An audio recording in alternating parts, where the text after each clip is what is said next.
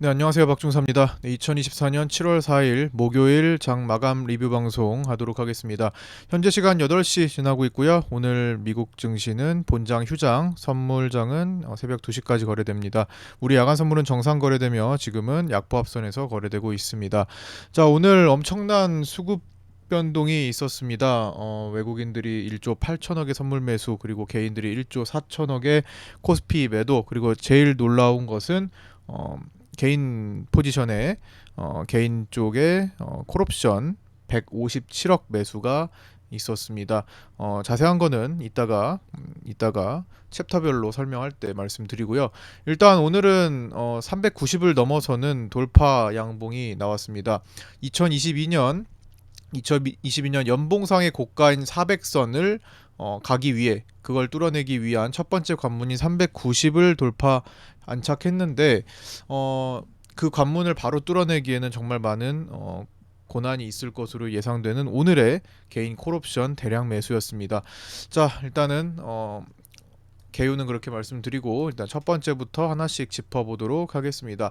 첫 번째, 개장 전에 확인할 내용이었죠. 밤사이에 환율, 금리 하락에 나스닥이 올해 들어서 23번째 신고가 랠리를 기록한 날이었습니다. 야간 선물은 그 덕에 0.8% 올라가면서 이제 오늘 아침에 전고점을 돌파할 예정이었고요. 역시나 갭 상승 후 돌파 안착하는 그런 모습을 보였습니다. 미증시는 오늘 휴장이고요. 선물은 새벽 2시까지 하고 위클리 옵션 만기일이었습니다. 오늘. 그래서 390대 도전하냐 아니면 갭상승 후 하락하냐를 겨루면서 봤더니 오늘 390 돌파에 성공하는 모습을 보였습니다. 자, 두 번째, 밤사이에 나온 6월 FOMC 의사록 공개에 대한 내용입니다. 다수의 위원들은 인플레이션이 점진적으로 개선되고 있다고 생각했고요. 다만 금리 인하를 위해서는 추가적인 근거가 필요하다고 했습니다. 일부 매파 위원들의 경우 인플레이션이 잡히지 않으면 금리 인상이 필요할 수 있음을 피력하기도 했습니다. 그러나 전반적인 시장 분위기는 인플레이션 완화에 초점을 맞춘 비둘기적 해석이 우위였습니다. 그러면서 나스닥과 S&P가 신고가를 또 기록할 수 있었습니다. 세 번째, 오늘은 이제 영국 총선이 있는 날입니다. 14년 만에 야당인 노동당이 총 650석의 의석 중 430석 이상을 차지할 것으로 예측되고 있습니다. 프랑스와 영국 등 유럽은 지금, 미국도 마찬가지죠. 정치적 혼란이 많은 시기입니다. 정치와 경제, 금융은 뗄래야 뗄 수 없는 관계지만 시기적으로 1대1로 일치하지 않을 수 있으니 이 정치적 혼란이 미치는 영향을 시차를 두고 한번 주의해야 될 것 같다라는 생각 드리면서, 자, 네 번째는 골드만삭스가요, 밤사이에 이런 얘기를 했습니다. 골드만삭스에서 얀 하치우스 수석 전략가는, 일단 뭐 기사부터 잠깐 보여드릴게요. 골드만삭스에서 이제 트럼프 집권 시 연준은 금리를 5번 인상할 거다라는 건데, 이제 내용을 간단히 이제 보면 제가 깜짝 놀랐습니다. 이걸 보고 야나치우스 수석 전략가는 최근 ECB 연례정책 회의에서 트럼프가 예고대로 모든 수입품에 관세 10%를 추가 부과했을 때는 미국 물가 상승률이 1.1%포인트 상승할 것이라며, 이 인플레이션을 막기 위해서는 기준금리를 130bp만큼 올려야 하고, 이는 5차례의 금리 상승을 해야 할 수 있다는 것을 의미한다 정도로 정리할 수 있겠네요. 5차례는 굉장히 크죠. 어쨌든 기존의 과거에도 이제 트럼프 집권 시기에 금리 인상을 하긴 했는데 지금이랑 또 상황이 많이 다르니까요. 그리고 현재 이제 신흥국 및 아시아권은 미국 금리 인하만을 좀 바라보고 있는 입장이잖아요. 특히 통화 가치가 무너진 우리나라를 포함한 일본, 태국 등도 미국의 금리 인하가 절실히 필요한 상황이죠. 근데 이제 9월 달에 금리 인하에 실패한 다음에 만약에 트럼프로 대통령이 교체되면은, 그 뒤에 만약에 이런 상황이 발생했을 때는 신흥국이 감당하기 어려운 수준의 상황이 펼쳐질 수 있다라는 것도 하나의 시나리오가 되고 있습니다. 트럼프 집권 시나리오 중 최악의 경우 몇 차례 금리 인상도 거론되고 있기에 미국 대선 결과는 증시에 민감할 수 있다라는 거. 다만 대선을 앞두고 이런 극단적인 시나리오가 나오는 것으로도 볼 수 있기에 월가의 다양한 의견 정도로 생각할 단계로 보입니다. 그래서 좀 시간이 지나면서 좀 더 다양한 의견들을 보면서 한번 생각을 해볼 필요가 있겠습니다. 자, 이제 우리 장 얘기로 넘어와서 장 초반에 오늘 이제 만기인 위클리 옵션은 개인들은 당일 풋으로 오늘 풋옵션을 35,830계약 샀죠. 콜옵션은 7,500계약 매도. 장중에는 이제 콜옵션을 매수하는 시간도 있었습니다만 어쨌든 끝까지 개인들은 풋으로 접근을 했고요. 그래서 결과적으로는 풋 위에 양매수로 진행을 했습니다. 외국인은 콜 우위의 양매수로 확장형이었으나 조기의 포지션을 마감했습니다. 금융투자는 양매도로 축소형이었고요. 이제 개인들은 오늘은 풋으로 진행했으나 기존의 콜이 살아서 오늘 수익 결산을 했더라고요. 자, 여섯 번째 추세입니다. 어제도 말씀드렸는데 오늘은 하나가 더 붙었어요. 자, 9월물 보시면 하나가 더 붙었습니다. 이제 고가 돌파가 나오면서 자, 단계적으로 저점 지지대를 높여가고 있습니다. 저점 지지대를 높여가는 올라가는 상방 패턴이고요. 1에서 4단계의 저점을 단계적으로 종가상 이탈한 경우에 하락장으로 전환될 수 있으며 최종적으로 4단계를 모두 이탈하면 1월처럼 급락장이 연출될 수 있음에 주의해야 됩니다. 자, 단계를 하나씩 살펴보면요.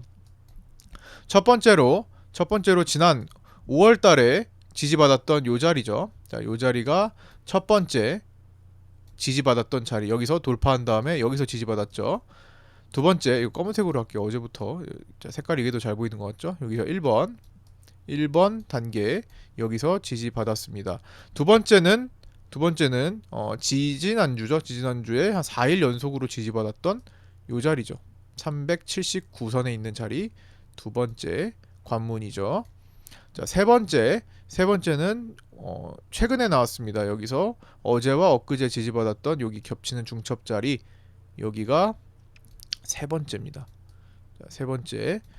그다음에 네 번째는 이제 직전 고점과 오늘 저점을 연결하는 요 라인이 네 번째가 되겠죠. 어쨌든 갭 상승 돌파 안착을 했으니까 오늘의 갭은 또 중요한 역할을 하겠죠.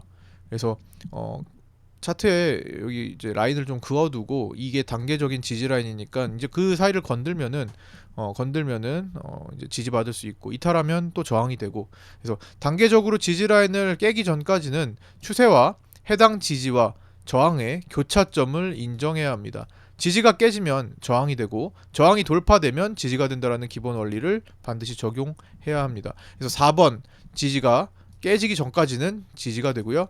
깨지고 나서는 저항이 되겠죠. 저항이 되면 3번 지지가 있겠죠. 3번은 지지가 되고 4번은 저항이 되고, 또 3번이 깨지면 2번 지지가 있겠죠. 2번 지지가 되고 3번은 저항이 되고, 2번이 깨지면 1번 지지가 있겠죠. 1번 지지가 되고 2번 저항이 되고, 최종적으로 1번까지 깨져버리면 다음에는 좀 공간이 열릴 수 있음에 유의를 해야 되고, 그렇게 되면은 1월물로 움직였던 이 연말과 1월 때 요 급락장, 요런 흐름이 전개될 수 있음을 의미합니다. 물론 가능성에 보는 거예요. 그리고 이 가능성을 부연 설명할 수 있는, 뒷받침할 수 있는 내용은 잠시 후에 다루도록 하겠습니다.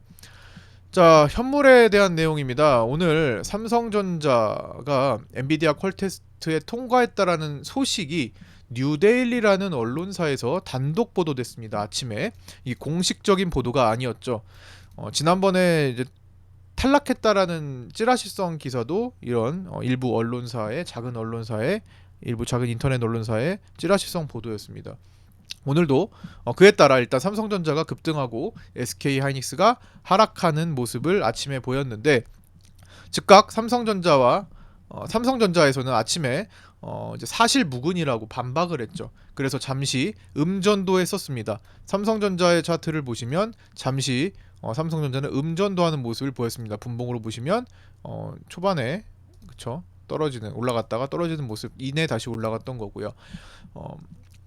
이내 내일 실적 발표 기대감과 어차피 엔비디아 퀄 테스트는 통과할 것이라는 기대감 등으로 외국인 기관 동반 매수가 들어오며 재상승을 한 겁니다. 이제 내일 실적 발표를 장전에 하게 되는데 지금 여의도에서는 삼성전자의 실적이 컨센보다 더 잘 나왔을 거라는 그런 소문이 돌았다고 합니다. 그래서 오늘 기관들의 매수가 굉장히 많이 나오기도 했었죠. 삼성전자와 SK하이닉스는 서로 시속 게임하듯 반대로 움직였습니다. 그러니까 즉 오늘 삼성전자를 움직인 원동력은 엔비디아 퀄테스트 관련 내용이 일단은 컸다라는 거죠. 아무래도 삼성전자가 엔비디아 퀄테스트에 통과를 하면 SK하이닉스가 독식하던 것은 이제 나눠야 되니까 악재로서 일시적으로 작용할 수 있겠죠. 어차피 둘 다 크는 건데 어쨌든 단기적으로는 그렇게 작용을 할 수 있습니다. 삼성전자는 개인들이 무려 1461만 주나 매도했고 보수적인 연기금이 205만 주나 매수했다라는 게 오늘의 특징이었습니다. 외국인은 오늘 794만 주를 매수하며 삼성전자의 외국인 보유 비중이 56.09%로 확대되었고 56% 이상에서는 외국인도 슬슬 비중 축소에 대한 고민을 할 것이다라는 의견입니다.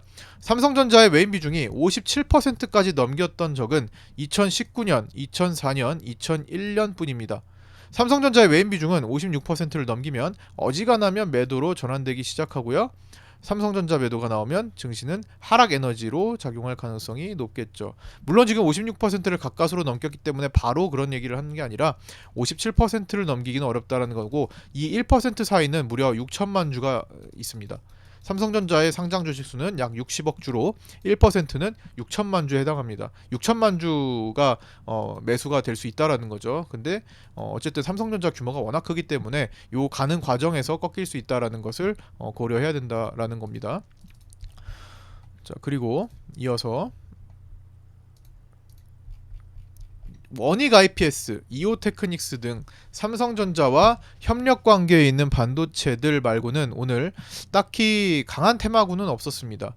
전일 배당 기업과 배당 투자자들에게 혜택을 주는 밸류업 프로그램 세부 내역 발표에 의해 관련 밸류업 프로그램 관련 종목들이 상승한 정도가 눈에 띄었고요. 그 종목은 신한지주, 삼성물산, 하나금융지주, DB손해보험, 삼성생명, 삼성화재, KB금융 등 금융주들이 주축을 이뤘습니다. 자, 여덟 번째 시장 수급입니다. 외국인은 오늘 신규 매도 플러스 환매수 조합으로 환매수가 폭발적으로 일어난 날이었습니다. 9시 30분 이전에 이미 선물을 외국인들은 1조 원 이상 매수하는 기록을 세웠고요. 결국 외국인은 종가로 1조 8천억 정도의 선물 매수로 마감을 했습니다. 금융투자는 신규 매도 위주로 오늘 선물을 1조 3,500억까지 매도를 늘리면서 선물 미결을 상승시키는 역할을 했습니다. 종합적으로 외국인은 롤오버 포함 누적 선물 매수가 약 3조에서 3조 5천억 선으로 증가되는 모습을 보였습니다. 최종적으로 한 6조 원 정도까지는 늘어날 수 있지만 4조 원 정도가 넘어가면은 어느 정도 매도 쪽으로 돌리는 그런 상황을 많이 연출했었죠. 지난 5월에도 선물 차트 보시면 지난 5월에도 대략적으로 한 4조 원, 자 보시면 외국인들이 한 4조 원 정도 채웠을 때가 여기였죠. 그 다음에 여기서는 플러스 얼마를 채웠죠? 6조 원을 채웠습니다. 여기서 플러스 거의 6조 원을 채웠기 때문에 이번에 한 3.5조 정도는 이제 여기에 이제 임박해지고 있는 겁니다. 6조 정도까지 차면은 이제 하락으로 전환되기 시작하고 4조 원 정도는 조금 더 살 수는 있지만 그래도 4조 원 이상이면은 절반 과반을 넘어갔기 때문에 하락으로 전환되는 경우가 많습니다. 그래서 지금도 과반을 이제 넘어가고 있기 때문에 조금 더 채우고 넘길 것인가 아니면 만기가 얼마 안 남았기 때문에 또 꺾을 것인가는 이제 앞으로 시장의 관심사가 될 것 같습니다. 그 다음에 외국인 달러 선물은 오늘 8,179억 매도하면서 순식간에 절반을 털어냈고요. 이제 6천억 정도, 만기 이후에는 6천억 정도의 매수량만을 남겼습니다. 롤오버를 포함하면 1조 원대 순매수로 추정되고요. 미국 지표 등을 통해 달러 지수가 하락하며 환율이 조정을 보이는 시간으로 아직 누적 매수가 외국인들 입장에서 많아서 언제든지 다시 사들일 수 있음에 유의해야 될 것 같습니다. 자, 오늘 또 6월 25일 이후 투신이 장중에 선물에서는 신규 매수 포지션을 취했고요. 종가에 청산하는지 여부를 체크하자 했는데 이건 청산하지는 않고 오히려 신규 매수를 환매도와 함께 양쪽으로 늘리면서 종료를 했습니다. 그래서 최종적으로는 투신이 300억대 매수로 마감을 했습니다. 개인 월물 콜옵션이 157억이나 발생하는 특이사항이 발생했습니다. 동시에 외국인은 월물 콜옵션 매도 129억과 개인 코스피 현물 매도가 1조 4천억, 삼성전자 중심으로 대량 매도가 나오면서 1조 4천억을 기록하는 모습, 그리고 외국인 선물이 1조 8천억 대량 매수가 나오는 모습을 나타냈습니다. 자, 이 개인 월물 콜옵션 157억이 들어오면서 가장 비슷했던 날이 생각나죠? 라이브 방송 때도 같이 다루면서 말씀을 드렸지만 작년 12월 20일부터 이유가 생각납니다. 가장 비슷한 형태고요. 오늘 들어온 콜옵션은 최근에 들어온 왕개미 콜옵션 패턴과는 조금 다르고요. 굳이 따지자면 작년 12월에 콜옵션 랠리를 보였을 때, 상승 랠리를 보였을 때 나타난 대거 콜옵션 매수를 했던 그 세력과 닮은 점이 많습니다. 첫 번째, 12월 20일, 일단 날짜부터 찍어볼게요. 제가 여기 장중에 이렇게 표기를 해드렸었는데, 자, 여기를 한번 보시면 12월 20일에 요 날입니다. 차트상으로 12월 20일 연말 랠리를 보일 때 전날에 오늘과 유사한 그런 수급이 나왔습니다. 그때도 고가를 갭으로 돌파하는 모습이 나타나고 개인 콜옵션 대량 매수와 외국인 선물 대량 매수가 같이 동반이 되었습니다. 그리고 나서 한 며칠 더 올라갔다가 이제 1월 만기를 향해서 내려가면서 개인들 콜 357.5를 결코 절대로 수익 내주지 않는 그런 모습을 보였었죠. 당시에는 357.5가 900억 정도까지 수익을 내면서도 청산이 없었습니다. 그래서 이상하다고 생각했었죠. 당시에 방송을 같이 함께 들으셨던 분들은 아마 그때 기억이 생생하게 나실 거라고 생각합니다. 그래서 이제 만기에 콜옵션 집중됐던 357.5가 이날 모두 만기에 휴지가 됐고요. 반면에 금융투자는 열심히 풋옵션을 모았고 그거를 성공시켰습니다. 자, 지금은 작년 1월물 때보다 만기가 더 임박한 상태로 개인들은 392.5 콜옵션을 타겟으로 들어오는 상태고요. 외국인 선물이 대량으로 돌파 매수가 나오고 직전 고점도 돌파했습니다. 상당히 흡사한 면도 있지만 다른 면은 만기가 임박했다라는 거죠. 정리해서 다시 보자면 12월 20일 직전 고가를 갭 상승 후 장대양봉으로 돌파봉을 완성시키면서 외국인 선물 매수가 약 1조 6천억이 들어왔고, 동시에 개인 1월물 콜 357.5 타겟으로 콜옵션을 94억이나 매수했습니다. 자, 오늘 7월 4일과 비교를 해보세요. 직전 고가를 갭 상승 후 장대양봉으로 돌파봉을 완성시키면서 외국인 선물 매수가 1조 8천억이 들어왔고, 동시에 개인 7월물 콜옵션이 392.5와 395 타겟으로 콜옵션이 157억 원 매수했다. 더 큰 수급이죠. 비슷합니다.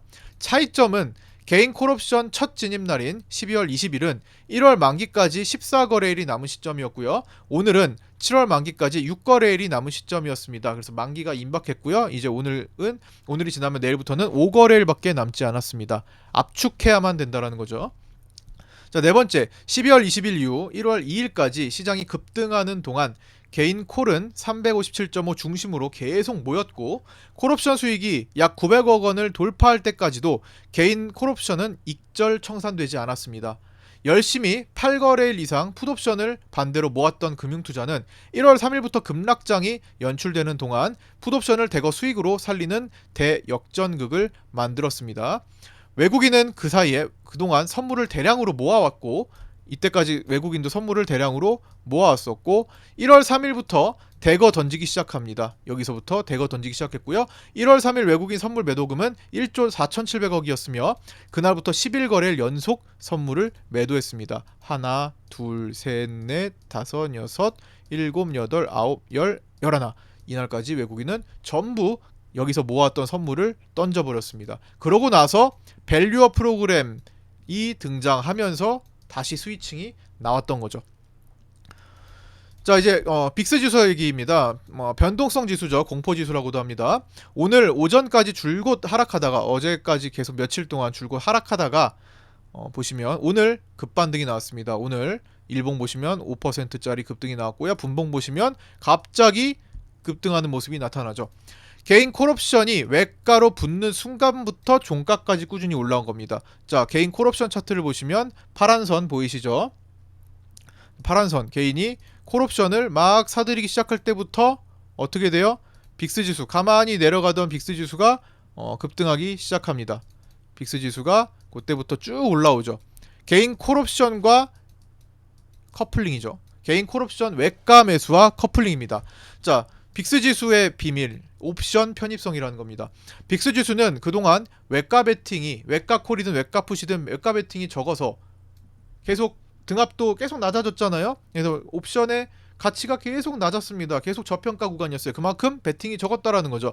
외가 베팅이 유난히 적어서 올라오지 못하고 내려가고 있었으나 오늘은 콜옵션 쪽으로 공격적인 외가 콜옵션 베팅이 있었기에 연계해서 커플링 되면서 5% 이상 올라왔습니다.